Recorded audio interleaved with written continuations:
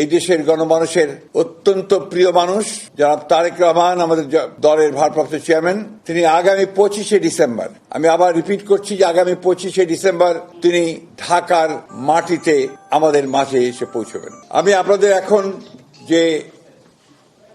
বার্তা দেব, এই বার্তা শুধু আপনাদের জন্য নয়,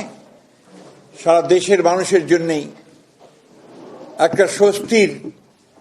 বার্তা নিয়ে আসবে। আমি আপনাদের অত্যন্ত আনন্দের সঙ্গে জানাচ্ছি যে আমাদের দলের ভারপ্রাপ্ত চেয়ারম্যান, আমাদের কোটি কোটি মানুষের সবচেয়ে প্রিয় মানুষ, যিনি দীর্ঘ প্রায় 18 বছর ধরে নির্বাসিত অবস্থায় রয়েছেন বিদেশে এবং বিগত প্রায় 1 যুগ ধরে তিনি গণতান্ত্রিক আন্দোলনকে নেতৃত্ব দিয়েছেন এবং আমাদের দলকে নেতৃত্ব দিয়েছেন এবং আমাদের যে গণতন্ত্রের উত্তরণের যে ছাত্র গণ অভ্যুত্থানের নেতৃত্ব দিয়ে আমাদেরকে সাফল্যের দ্বার প্রান্তে পৌঁছে দিয়েছেন। আমাদের সেই সংগ্রামী নেতা, এই দেশের গণমানুষের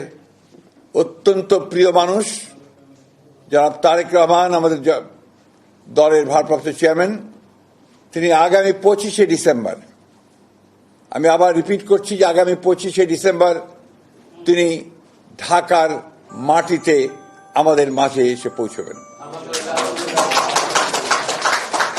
আমরা আমাদের দলের পক্ষ থেকে, সকলের পক্ষ থেকে